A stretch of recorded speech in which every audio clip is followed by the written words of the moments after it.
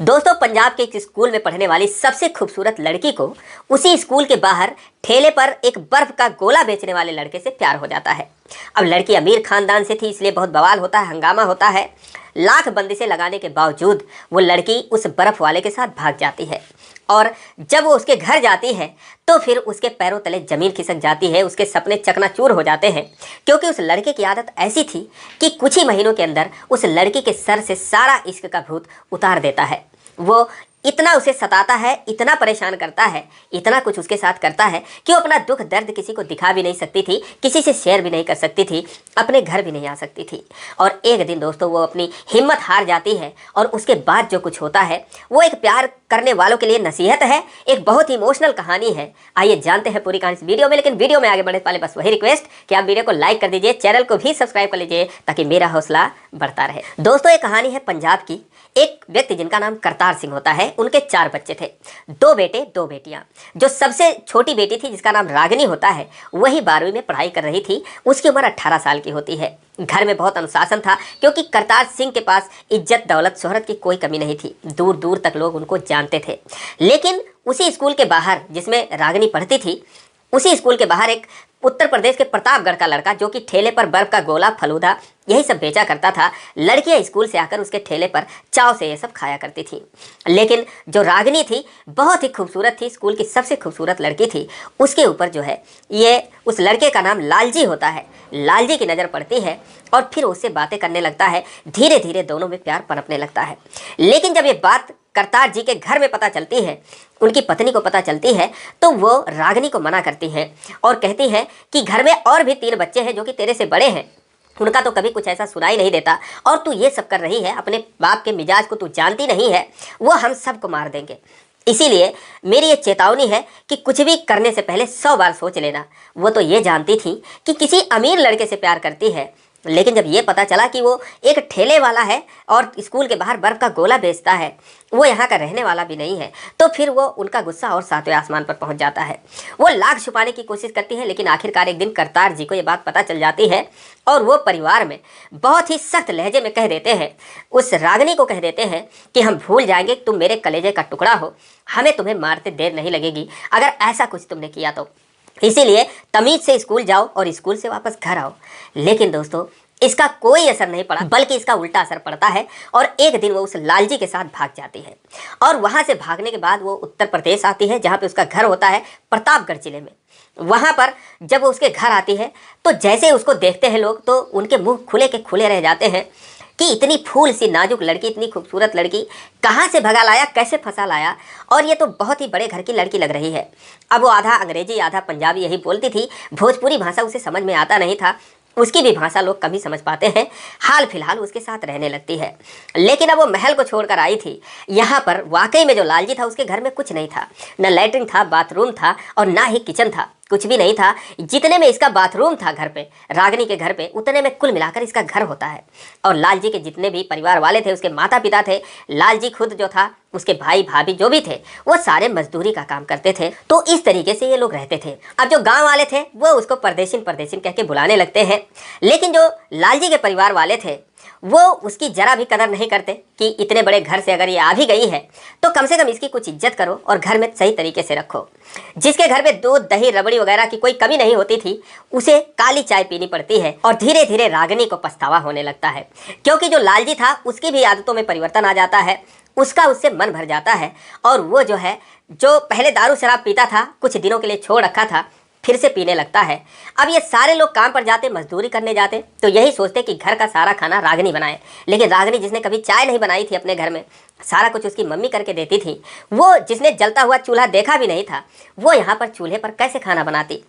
कुछ दिन कोशिश करती है, लेकिन जब वो नहीं कर पाती तो लालजी उसे मारने पीटने लगता है और बार बार कहता है कि चली जा, अपने बाप के घर चली जा, किस लिए आई है जब तुझे कुछ नहीं करना, ये सब आता नहीं। धीरे धीरे वो जो है परेशान हो जाती है और फिर वो जब जैसे ही 5-6 महीने बीतते हैं तो वो पछताने लगती है, सोचती है अब मैं क्या करूं, क्योंकि इसे मारता था, पीटता था और घर में कोई बचाने वाला भी नहीं होता था। एक दिन वो बैठकर रो रही थी, सोच रही थी कहाँ जाऊँ। तभी उसकी जो एक पड़ोसन थी, उनका नाम कुंती होता है, वो घर में आती है और कहती है क्या हुआ परदेसिन, काहे को रो रही हो, तो फिर वो कहती है कि क्या बताऊँ चाची, मुझे लालजी ने बहुत मारा। फिर वो अपना पैर दिखाती है, पीठ दिखाती है, हाथ दिखाती है जिस पर लाल लाल निशान पड़े हुए थे। वो कहती है कि सही बात है, तू जो है तेरी मती मारी गई थी और तू पता नहीं क्या देख कर चली आई। वो कहती है फिर कि चाची कोई नदी है, कोई कुआं है, मुझे बता दो प्लीज़, मेरी मदद कर दो, मुझे बस इतना बता दो कहाँ पर है, किस तरफ है। वो कहती है ये सब किस लिए पूछ रही है। रागिनी रोते हुए लिपट जाती है उनसे, कहती है क्योंकि मुझे जीना नहीं है। अब दोस्तों उसकी यह हालत देखकर जो कुंती है उनकी भी आंखें भर जाती हैं। वो इन लोगों की करतूत जानती थी, तो वो कहती है कि देखो ऐसा है परदेसिन, बेटा तुम उल्टा सीधा मत सोचो, तुम अपने घर चली जाओ। लेकिन वो कहती है कि मैं घर भी जाकर और वहाँ पर मेरे पापा मुझे छोड़ेंगे नहीं, और वहाँ जाऊँगी तो बिना मतलब में वहाँ पर बवाल होगा, इसीलिए मेरी किस्मत में यही शायद लिखा है और मैंने सबका दिल दुखाया है तो मुझे सज़ा तो मिलेगी ही, इसीलिए आप बस मुझे बता दो। और मैं यहाँ से कहीं निकल भी नहीं सकती क्योंकि मेरे पास 1 रुपये भी नहीं है। वो छोटी छोटी चीज़ों से के लिए भी वहाँ पर तरस जाती है। जो भी 10-12 हज़ार रुपये लाई थी वो सारा कुछ लालजी उड़ा चुका था। वो कहती है मैं तो कहीं जा भी नहीं सकती। तो कुंती ने कहा तुम टेंशन मत लो, तुम रात को 12 बजे उस पेड़ के नीचे मिलना, उसके घर से कुछ दूरी पर एक पेड़ होता है, वहाँ पर वो कहती तुम रात में मिलना और फिर मैं तुम्हें बताऊंगी करना क्या है। अब उसी रात जो है वो 12 बजे 1 बजे के बीच उस पेड़ के नीचे जाती है। पहले से ही कुंती उसका इंतजार कर रही थी। उसके बाद उसको लेकर जाती है एक कच्चे रास्ते पर जहाँ पर 2 लोग बाइक लेकर खड़े थे और फिर वो उनके बीच में बिठा देती हैं। चुपके से अपने घर चली जाती हैं और वो दोनों उसको लेकर वहाँ से चले जाते हैं। जब सुबह हुई तो घर हंगामा मच जाता है कि अरे परदेसी भाग गई, कहाँ गई, और इधर उधर ढूंढने लगते हैं। अब ये लोग उसको ढूंढते भी हैं तो नदी में और कुओं में, क्योंकि बार बार वो धमकी दे रखी थी कि ऐसा करोगे तो मैं ऐसा कर लूँगी। लेकिन अब उन्हें क्या पता कि वो कहाँ गई है। 2 दिन वो लोग ढूंढते हैं, उसके बाद फिर बैठ जाते हैं। 2 दिन के बाद जो कुंती थी अपने घर से निकलती हैं और अपने बहन के घर जाती हैं, जहाँ पर जो रागिनी थी वो सुरक्षित थी। जो वो 2 लोग थे उनमें एक कुंती का बहनोई था जिनका नाम शंकर होता है और एक उनका बेटा था। वही दोनों बिठाकर वो ले गए थे। तो वहाँ पर वो जाती है, सारी कहानी पहले ही उन्होंने बता रखा था, संदेशा भिजवा रखा था। तो फिर वो कहती हैं कि ऐसा है, इसको कैसे भी करके इसके घर पे भिजवाना है वरना ये बहुत परेशान है। तो जो उसके बहनोई थे वो बोलते हैं ठीक है। वो भी दिल्ली मुंबई कमाए हुए थे, उनको सारा कुछ पता था, होशियार थे वो। तो वो कहते हैं ठीक है मैं भी चलूँगा और तुम लोगों को वहाँ तक पहुँचा दूँगा। और फिर उसके बाद वो लोग अपने खर्चे से, अपने पैसों से वहाँ से निकलते हैं, दिल्ली जाते हैं, दिल्ली से फिर पंजाब जाते हैं। लेकिन पटियाला ज़िले में जो है उसका घर होता है, वहाँ से कुछ दूरी पर जो कुंती थी अपने बहनोई को कहती हैं कि तुम यहीं पर रुक जाओ, पता नहीं घर जाने के बाद वो लोग कैसा व्यवहार करें, क्या हो, तो इसीलिए तुम्हारा जाना ठीक नहीं है। और मैं महिला हूँ तो मेरे साथ तो इतनी ज़्यादती तो नहीं करेगा कोई, और तुम जो है यहीं पर रुक जाओ। ऐसा ही होता है। वो रुक जाते हैं और ये लोग वहाँ पर जाते हैं।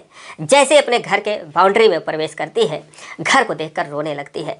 अब दोस्तों उसका एक कुत्ता होता है जो कि रागिनी को देखते ही अपनी पूंछ हिलाने लगता है। वो खुश हो जाता है, भाग के घर में जाता है, वहाँ पर भौं भौं करने लगता है। तो उसकी जो माँ थी रागिनी की, वो घर से बाहर आती हैं और आते ही जैसे वो रागिनी को देखती हैं तो उनके तो पैरों तले ज़मीन खिसक जाती है, क्योंकि जो रागिनी पहले थी उस रागिनी में और अब के रागिनी में ज़मीन आसमान का फ़र्क था। उसकी शकल सूरत बिल्कुल बदल चुकी थी। फिर भी वो आती है, उनके आंखों में आंसू थे, लेकिन वो किसी तरीके से अपने आप को रोकती हैं और रागिनी से सख्त लहजे में कहती हैं कि तेरा यहाँ पर क्या काम है, तू किस लिए आई है। रागिनी जो है रोने लगती है। जो कुंती थी वो कहती है, बहन सारी कहानी बताती हैं कि बहुत दुखी है, बहुत पछता रही है और इसने जो है अपनी गलती मान ली है और मुझसे ऐसे ऐसे कह रही थी कहीं अपना जान खो देती, इसीलिए मैं इसको यहाँ पर ले आई हूँ, माफ़ कर दो, बच्चे तो ऐसा करते ही हैं। लेकिन वो कहती हैं कि तुम नहीं समझ रही हो, अगर इसके पापा यहाँ पर होते, शुक्र मनाओ वो नहीं है, तो अब तक ना जाने वो क्या कर लेते। वो बात बात में बंदूक उठा लेते हैं और क्या पता इसके साथ हमको भी मार देते, खुद को भी मार लेते। तो इसीलिए मैं कह रही हूँ कि अब जो इसकी किस्मत में लिखा होगा वही होगा, यहाँ से इसको ले जाओ। मैं कुछ नहीं सुनना चाहती, इसकी इच्छा होगी जीने की तो जिएगी और अगर मरने की इच्छा होगी तो मर भी जाए, हमसे कोई मतलब नहीं है। लेकिन अब उस वक्त उसकी बड़ी बहन जो सुहानी थी वो भी थी, उसे थोड़ी दया आती है, उसे हमदर्दी दिखाते उसके पास आती है।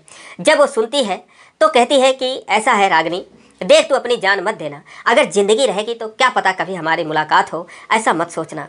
लेकिन वो जो है रोते हुए कहती है कि तू माँ बाप का दिल मत दुखाना, जहाँ वो तेरी शादी करेंगे कर लेना, दुनिया वाले बहुत दुख देते हैं, मेरी किस्मत में शायद यही लिखा है और मैं सच कह रही हूँ, मैं जी नहीं सकती, तो इसीलिए तू बहन हमेशा खुश रहना। उसके बाद सुहानी रोने लगती है, सारा कुछ कहती है भाई भी रो रहे थे रक्षाबंधन में। दोस्तों इस बीच में रक्षाबंधन था, वो भी निकल गया था। तो रागिनी अपने भाइयों के लिए रक्षाबंधन खरीदी थी, वो सोची थी कि इसको मैं भेज दूंगी, लेकिन लालजी भेजा नहीं था, वो मना कर देता है। तो अपने बैग में रख रखी थी उसे निकालती है और कहती है कि ऐसा करना कि ये उन भाइयों को बांध देना रक्षाबंधन में, और उनसे बोल देना कि मैं भी उन्हें बहुत याद कर रही थी। सुहानी अपनी माँ से कहती है कि मम्मी माफ़ कर दे इसको, लेकिन वो कहती है तू जानती नहीं है यहाँ पर बहुत बुरा हो जाएगा, इसीलिए तू इससे दूर ही रह। उसका हाथ पकड़ के खींच लेती हैं और उसके बाद सख्त लहजे में वो कहती हैं कि यहाँ से इसको लेकर तुम जाओ, तुम्हारे हाथ जोड़ती हूँ। फिर वो घर में जाती हैं, कुछ पैसे लाती हैं और कुंती के हाथ पर रखते हुए कहती हैं कि जो आपने खर्चा किया, इसके पीछे परेशान हुए, वो आप कुछ रख लो और इसको ले जाओ जहाँ मर्जी है जाए। अब दोस्तों कुंती सोचती है कि मैं क्या करूँ, ये तो ऐसे कह रही हैं। फिर वो कहती हैं कि ये तुम्हारे पैसों की कोई ज़रूरत नहीं है और अब जो किस्मत में लिखा होगा वो होगा, मैं इसको तो लेकर यहाँ से जा ही रही हूँ। और उसके बाद फिर वो उसको लेकर वहाँ से चली जाती हैं। जाते वक्त जो रागिनी थी वो पलट पलट कर अपने माँ को देखती है कि शायद माँ उसको आवाज़ लगाए, शायद वो दौड़ कर आए मेरा हाथ पकड़ ले, लेकिन ऐसा होता नहीं है। वो धीरे धीरे आंखों से ओझल हो जाती है। जैसे आंखों से ओझल होती है वैसे एक माँ तो माँ होती है। जो रागिनी की माँ थी वो अपना छाती पीट पीट कर रोने लगती है, दहाड़े मार मार कर रोने लगती है।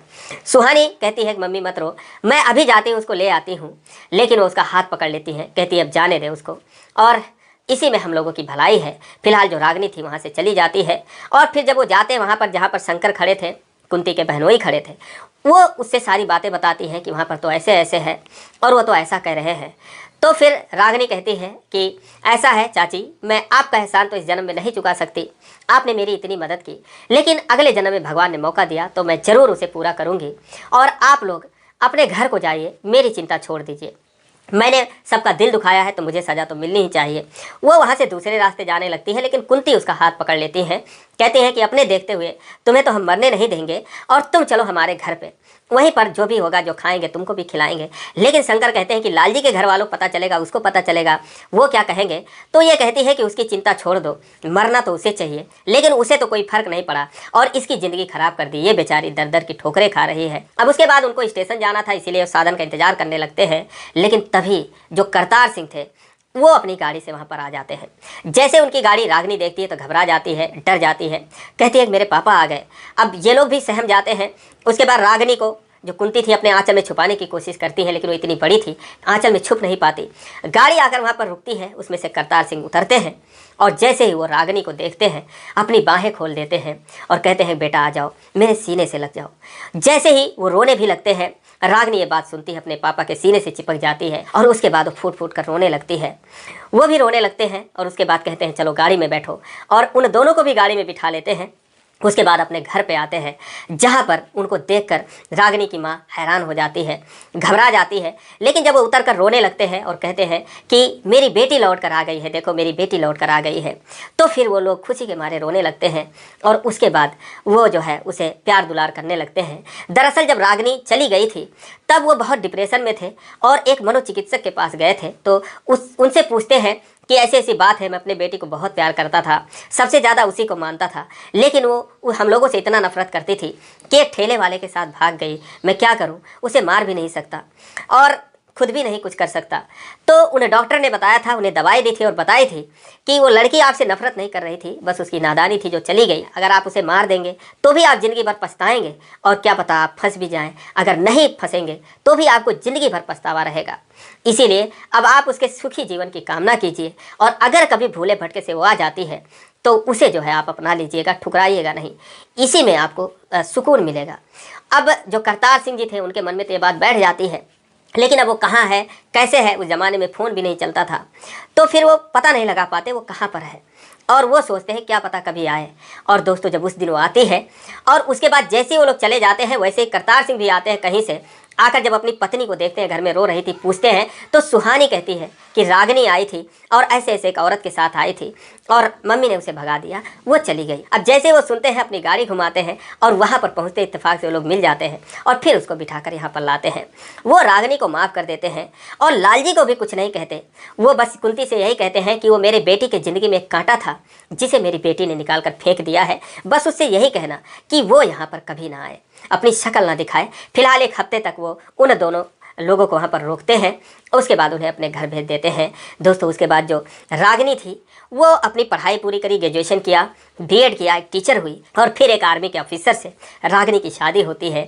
आज रागिनी के 2 बच्चे हैं, सुखी जीवन व्यतीत कर रही है और कुंती भी कभी कभार उससे मिलने आ जाती है। वो कुंती को अपनी माँ से कम नहीं मानती। तो दोस्तों ये रही कहानी, आपको कैसी लगी कमेंट करके जरूर बताएं। आपके प्यार भरे कमेंट का इंतजार रहेगा। और ये कहानी अच्छी लगी हो तो वीडियो को लाइक नहीं किया तो लाइक कर दीजिए, चैनल को सब्सक्राइब कर लीजिए इसी प्रकार की कहानियों के लिए। फिर मिलेंगे अगले वीडियो में, तब तक के लिए जय हिंद।